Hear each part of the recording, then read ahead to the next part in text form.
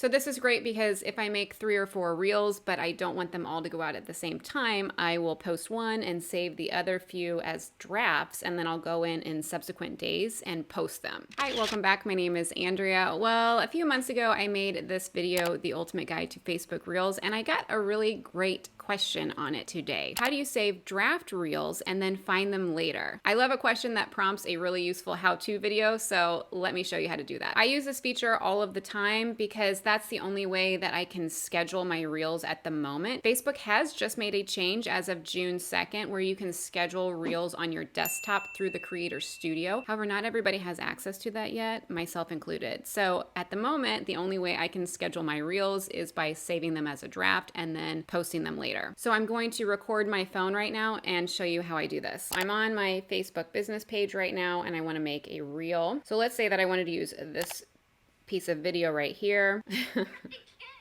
Okay, I always add captions to these videos, so I'm just going to do that right now. Done. Okay, now do you see this little save button right here? If you click on save, you can save as a draft. Now draft saved, you can find the draft in your gallery when you create a reel. So now let me show you where that is. You can just exit out of this, discard. Now, if you go back to your main page and you click on reel, you see this thing right here. It's kind of hidden, but you can see it now.